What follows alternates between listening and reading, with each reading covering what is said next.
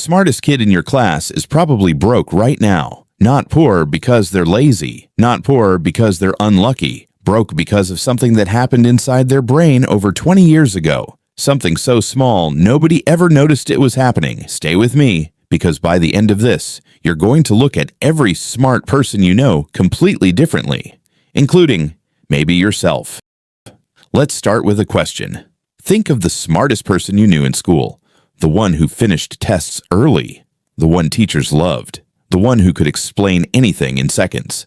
Now think about where they are today. Chances are they're not the millionaire, they're not the founder, they're the guy who's really good at his job and still checking his bank account before payday. Meanwhile, that other kid, the average one, the one who barely passed math and got in trouble for talking too much, he's the one who owns 3 businesses now. This isn't a coincidence. This is a pattern. And once you understand why it happens, you'll never see intelligence the same way again. Here's the first clue. In school, smart kids get rewarded for one very specific skill, getting the right answer. Every test, every quiz, every report card is built around the same message. Don't make mistakes. Mistakes cost you points. Mistakes cost you praise. Mistakes cost you your identity as the smart one. So what happens when that same kid grows up and enters a world where the biggest rewards go to people who are willing to be wrong? A lot?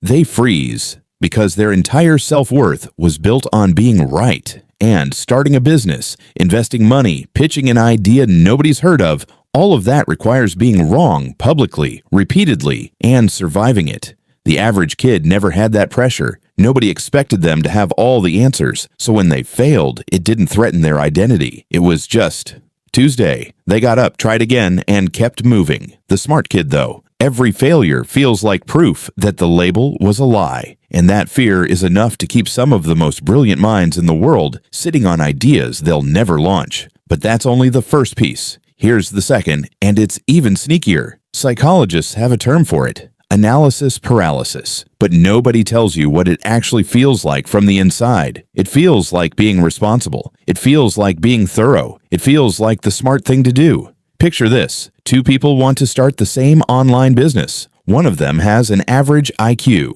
He builds a basic website in a weekend, sells something clunky and imperfect, and makes his first sale by Thursday. The other person is brilliant. She spends 3 months researching the best business model. She reads about tax structures, market saturation, competitor analysis, algorithm changes. She creates spreadsheets. She joins courses. She's still preparing when the average guy has already made his 10th sale. Why? Because a sharp mind can find a flaw in literally anything. And once you can see every possible way something could fail, launching it starts to feel reckless instead of brave. Intelligence without action doesn't just fail to help you, it actively works against you. It gives you 1,000 reasons to wait 1 more month, 1 more course, 1 more, just in case. And here's the part that stings the most. The people around them start calling this being smart about money. Friends say things like, "She's just being careful," or "He's too smart to fall for scams." And that praise, it reinforces the exact behavior that's keeping them broke. Nobody claps for the guy who just went for it and got it wrong the first 2 times. But somehow, we admire the person who's been thinking about starting something for the last 5 years. Now here's where it gets even more uncomfortable. There's a reason so many wealthy people aren't the geniuses. They're the ones who are comfortable looking stupid, selling something online when you don't fully understand marketing, posting your first video knowing it's going to be awkward, pitching an idea in a room full of people who might laugh at you. That single skill, tolerating embarrassment, turns out to be worth more than a genius-level IQ, because money doesn't reward the person with the best plan. It rewards the person who took the most educated swings. And smart people, ironically, take fewer swings, because every swing is measured against an internal standard of "this needs to be good," when what actually builds wealth is "this needs to exist." Think about it like this. If 10 average people each try 5 different ways to make money, some of them are going to accidentally stumble into something that works. Not because they were skilled, because they multiplied their chances. Now think about one brilliant person who spends that same amount of time perfecting a single idea before ever releasing it. They might build something more elegant, but they've had one shot compared to 50. The math was never on their side. and no amount of intelligence changes math. There's one more twist to this, and it might be the most important one. Being smart often comes with a strange kind of pride, the belief that thinking hard about something is the same as doing something about it.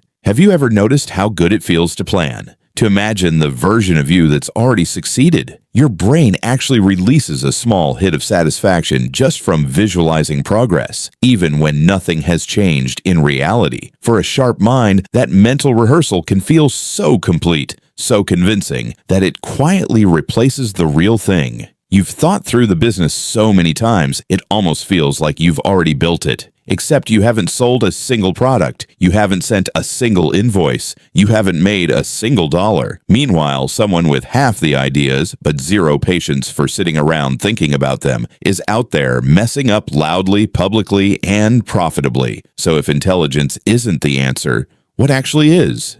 It's not about becoming less smart. It's about becoming less afraid of being seen as anything less than smart. It's choosing momentum over perfection. It's understanding that every wealthy person you admire has a long, embarrassing list of failed attempts sitting quietly behind their success. Attempts they were willing to make because their identity was never tied to always being right. So here's something worth sitting with. Maybe the real question was never, how do I get smarter? Maybe it's this. How much has your own intelligence been quietly protecting you from ever finding out what you're actually capable of?